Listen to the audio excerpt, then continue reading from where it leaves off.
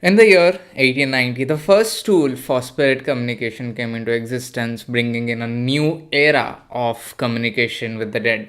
And many people must be knowing it as the tool of communicating with the dead, and it is infamously known as the Ouija board.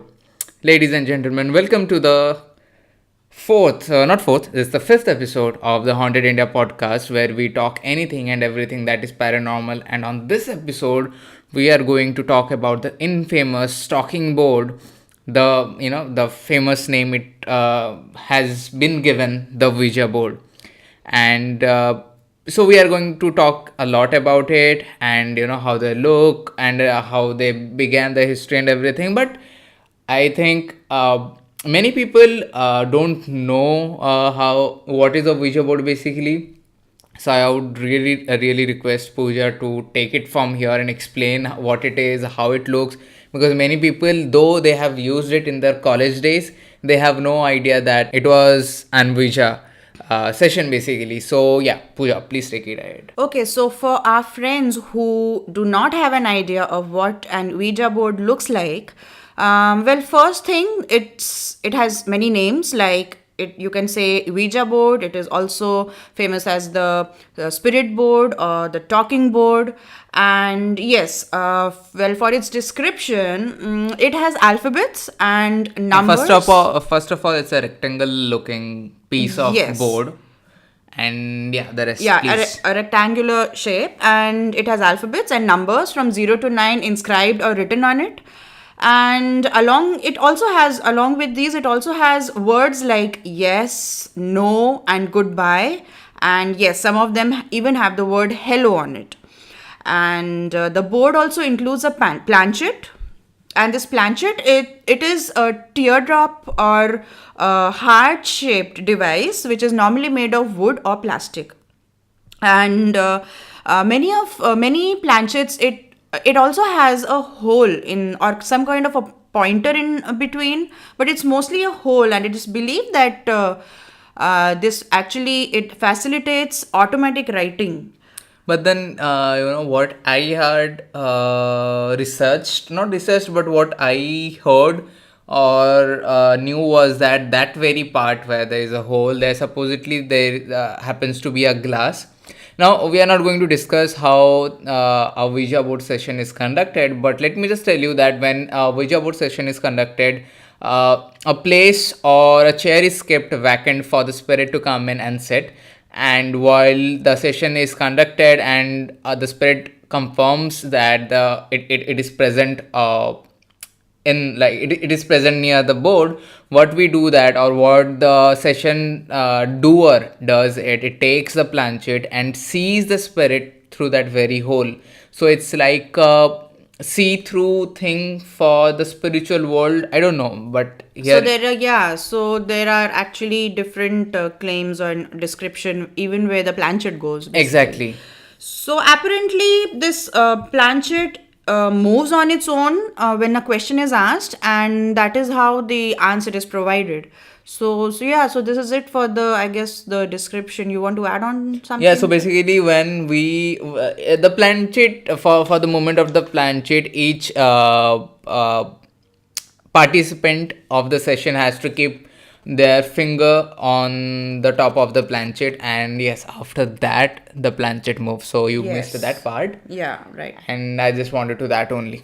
And also to let you know and to let everyone know that there is no concrete proof of the history of Ouija boards, but there is a guy by the name Robert Murch. So he's a collector of Ouija boards and he heads the Ouija board museum out there in the US. And he did some research and everything. So so there has been many articles which reflects his research on Ouija boards. So basically, in the 19th century, so it's a very famous. There is a very famous story on how the spiritualism era began. Basically, so there were two sisters in the USA who, by the infamously called as the Fox sisters, who started claiming that they were experiencing paranormal activities in their house, and there was sort of a communication between the entity and the Fox sisters when the Fox sisters were asking questions to the entity. So I guess they claim to be mediums. Yeah, sort of mediums, but later on they did accept that it was all fake. But all these things, communicating with the dead and becoming a medium, did spark a lot of interest among the Americans, basically. Even though spiritualism was very much famous, you may say, or very much in the roots in the Europe, but spiritualism hits America hard in the 19th century, or to be very specific, in the year 1848, with these Fox sisters, basically. And so the moment really offered, how do you say, it really offered a solace to the people, those who lost their relatives, their kids in the epidemics and during the wars and everything. Also, just to let you know that Mary Todd Lincoln, the wife of the venerable president, also conducted a seance in the White House when their son, 11-year-old son, died of fever in 1862, and maybe that is why it is said that the White House is haunted. Or yeah, so that happened. Also, many people who lost their relatives in the Civil War or in the World War and everything. So people were really very keen to know that how can a dead relative or a dead person can be communicated, and people were really eager to find a medium. Taking advantage, like a businessman, was Charles Kennard from Baltimore, Maryland, who actually took the initiative to use that very eagerness, use that crave inside, to do something game changing. And in 1890, he pulled a group of investors by the name Elijah Bond, who was a local attorney, and Washington Bowie, a surveyor. I think only these three people got together to start the Kennard Novelty Company, and they were the first company who started making the talking boats.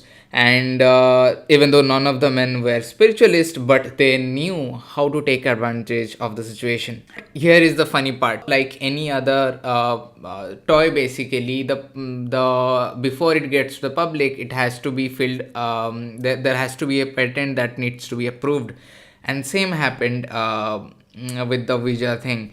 So what happened was, knowing that if they couldn't prove that the board really worked, they were pretty sure that they are not going to get their patent accepted.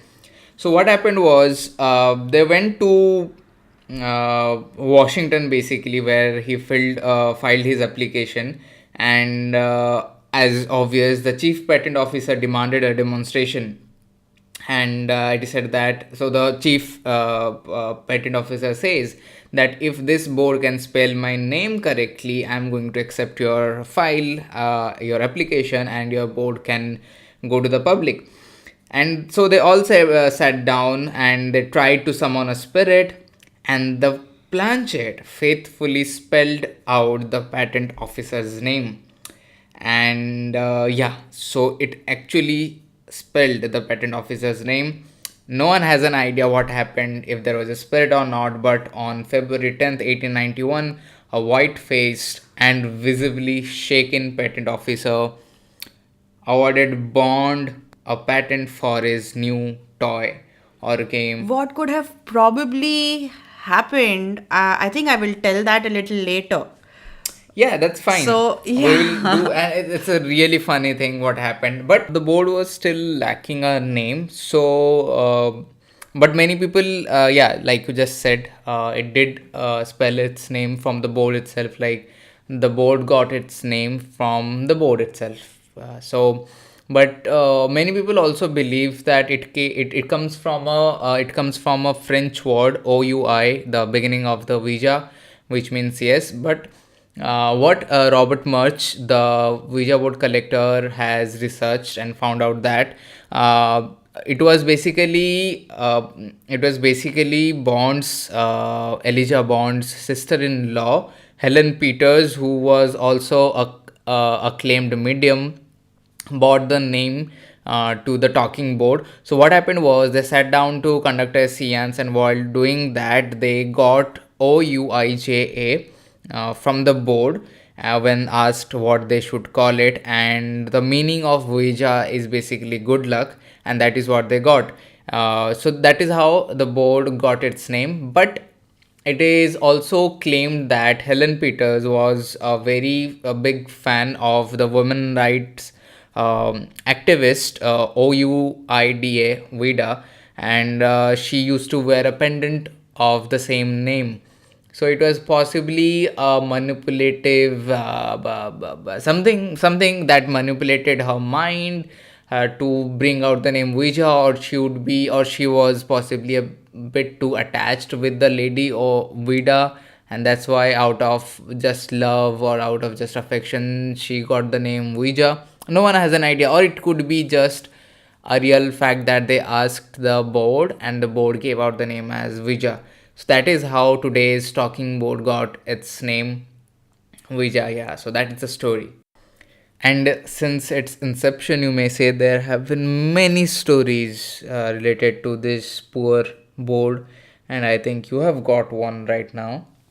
Yes, so I love sharing stories, and there's one with me which is from the Reader's Digest, and this one is written by a person called Paige. And okay, so this is how it goes. So it's not Page, Page, but it is Paige. Yes. So it's Page, Peg, whatever your name is. Sorry. Okay, so this is how the story goes. The first time I used an Ouija board, I was about 6 or 7. Wait, I need to take a pause here. What Six the hell or is 6 seven? Exactly. Like, seriously? Why a kid? Well, I don't want to sound judgmental here, but 6 or 7 year old using an Ouija board. Also, one thing that I have noticed is that, so I'm not judging here. So it could be a good move too, but I've seen many paranormal investigation teams taking their kids and other fellow relatives who are also kids, like around the age of 11 to not even 11, like under teen they are taken to investigations and to haunted locations. I don't know if that is a good move or not, but if you ask me, then I'm not going to take any kid under teen to with me for a ghost hunting event or for paranormal investigations. Okay, so continuing the story, this person says I was about 6 or 7, and I was with my mom and older sister, who was about 15 at that time.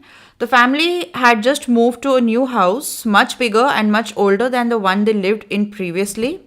That night, Paige, her mother, and her sister were eating pizza on the living room floor since they didn't have all of their furniture set up yet.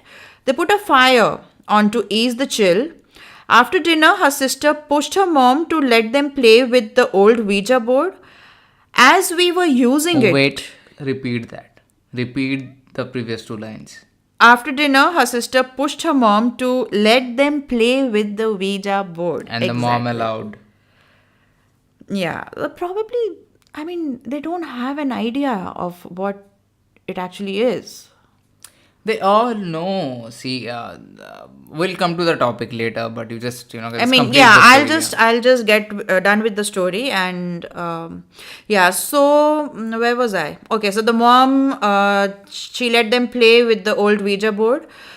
As we were using it, Paige continues, a box in the living room that had some books in it literally flew across the room. Shortly after that, the fire inexplicably went out, and their mom was so shaken that she took the girls to their grandmother's house to spend the night. Why does it sounds like a movie to me? Could be a made up story. I mean, this is. I mean, of course, she was only 6 or 7 around that time. But then, we are not judging anyone. The first thing is why a kid who was only 6 to 7 years old was given to play. Like, there are tons of things in this world to play with. This was just used like a toy, actually. It's a toy. It is still a toy. It is still a toy. But then, my point is, why to give it like. I mean, the point is, it's a piece of board. What would a girl who is only 6 to 7 years old would do with a piece of board? She could have been gifted a doll, she could have gifted a toy car or something. What could a piece of board do to ease her excitement to Exactly play? my point, that there are so many things to play with. I mean, why this as a toy for a 6-year-old girl? And yeah, so the thing that we are coming to basically is, like I just said, that taking kids who are kids basically, who are under teen, taking them to investigations, or in this case, as per the story, where she was a kid who was 6 to 7 years old, and her mom allows her to play with Ouija board. I think these things should be taken care. These are just my views. Of course, absolutely. Even though there are many things like many myths that are related to this very board, like it's a very common misconception and myth that if a person is using Ouija board, he is opening a portal to hell basically. So it's a very common misconception. Many people also believe that if a person or if a group of people is performing a Ouija board session, then they are going to get possessed or they are going to die within the next 7 8 days or a month. Possession is one of the most It's common. very It's a common. very common. The portal and possession. Yes, extremely common ones. And what was the last one you mentioned? That they can also get killed Within 7 days, 7 to 8 days, or there is a limit. So the point is that so these are just mere myths. But like we get this question many a times regarding Ouija board. Recently we had a meetup in Khagar, Mumbai, Maharashtra, India, Asia, world, universe. Okay, that's it. And We don't have to go much. we again we got this question that what do we think of the Ouija board now? Ouija board, yes, Ouija board is a toy, but like we just say that 99.8% you may say it happens for a reason that will be coming to, but the rest, like the reason is very much common, it is very much scientific, it is very much physical, but the rest 0.02% is what actual happens in a way that I say this very generally, that you don't need a piece of food to communicate with the dead or to bring in the spirits. They don't need a medium which is made of wood or cardboard now to talk to. So it is just a toy, but then you got to take your precaution, you got to take your care before you get into a board. So many teenagers, many college goers, university students, they are really keen. I have no idea why. Instead of studying and everything, they are so much focused in calling in Hitler, calling in Gandhi, calling in other big dead personalities basically. I guess And every hostel room would have done an Ouija board exactly, session. so I mean, even in my hostel, when I was in a hostel, this was really common, and exactly, they do it without any knowledge. they have no idea. So the point is, we are not restricting you to play with the board, but do it only if you know it. And yes, we are not over yet. There is also a very common phenomena for why the Ouija board thing happens, why the planchette moves, how you get the name, and this is where you are going to know what it is about. And the phenomena is the idiomotor effect. Well, science, it has actually explained the action of the board as a result of this idiomotor effect. Now, what is this idiomotor effect? It is basically a psychological phenomena wherein the subject or the person who is using the Ouija board actually makes motions unconsciously. These are involuntary motor movements made by the person because the person has some prior expectations. Like the subconscious mind, it actually causes the person who is using it to move certain muscles minutely, and these movements are actually so minute that this person does not even realize that they are actually moving the planchette. Yeah, so and also just to make it more simple for you, I'll just give you this very common example. So remember the last time you went to that very room and you switched off the lights and then you move out of the room. 15 minutes later you come back to the same room and you are like, who switched off the lights?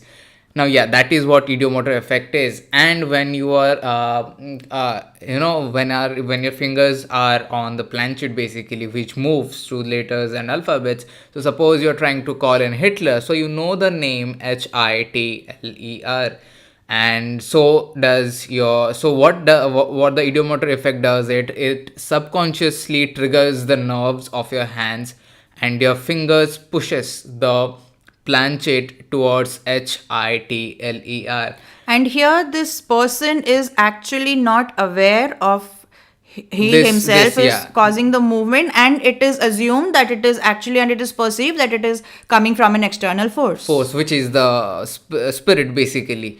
So yeah, that is how it happens, and this is what actually happens. So like I just said, the percentage I gave of 99.8%, yeah, this is what happens. But again, I'm going to repeat the rest, 0.02%. You don't need a piece of wood to talk to the spirits. They can come even if you just stand at one point, take all your concentration and just call in. But don't do it. Don't play with the pod. Don't play with the spiritual world. Don't play with the paranormal world if you have no idea what you are playing with, if you have no idea how to deal the after effects, if you have no idea or how to deal with the consequences of the game that you are playing. So avoid that. If you really want to do that, then you can request people like us or a local team in your country to be a part of a seance or be a part of the Ouija board session, and I'm pretty sure they are going to help you. But it is just to let everyone know that it is not the only way to communicate with the spiritual world, but yes, it is the most famous one. And many people, even though it is not very famous in India or Asia in particular, but it is very famous out there in the Europe and in the USA, many people do that, use that the board to talk to the dead. Many people have also claimed of getting possessed and everything, but what I believe, it is mere a psychological reason to it, because there's so much fear related to this very thing, to this very toy, is that like I've heard people saying, don't use Ouija board, you are going to get possessed. If a place there have been many stories that suppose a place was used to conduct a seance, or the place was used to conduct a session of the Ouija. It is said that the place now has a portal to hell and everything. So there are a lot of things, but many of them are very much psychological because of the fear that is linked to the board, and that is what triggers most of the thing. But now you know why your fingers move towards the alphabets and to the numbers. But it's like, for the third time I'm going to repeat, please do not try it alone. If you want to try, find a team, find an expert, not your friend expert, but a proper professional expert who knows how to deal with the situation in case something goes wrong or goes right or anything. But just be safe. And yeah, I think that's it for the Ouija board. And we would love to hear your views on Ouija board. So do comment. Also, if you guys want a particular topic that you think should be discussed on the podcast, or you guys want our views or anything, feel free to comment. We would love to take your topic and make a podcast or talk about it. So feel free also to comment your views, like she just said, about the talking board or the spirit board. Yes. And also, just to let you know that if you guys are liking the podcast, if you guys are loving the podcast, then do subscribe, because it really motivates us. And the views you people give, and the comments you people share, we really do go through all of them on all the platforms. We have been working hard. And yes, we do work really hard amidst our busy schedule. We do really work hard to give you some quality content. We do our research and everything. And all we ask for is a subscribe, and if possible, just hit the bell icon to stay in sync with what we are posting and not. And yes, thank you so much for tuning into this episode of the Haunted India podcast. You can find us on iTunes, on SoundCloud, and YouTube. And yeah, thank you so much. And like I just said, please do subscribe, please do like, and feel free to comment if you want any kind of topic to be discussed on the podcast. And that's it And from we us. will see you soon. And yeah, we'll see you soon. Do not forget to follow us on our Instagram handles. Follow Pooja, follow me. Just search our names and you will find. Thank you so much. Have a great night. Have a great morning. Whatever time you are listening to, just have a great day and have a great time. Bye bye. Bye bye.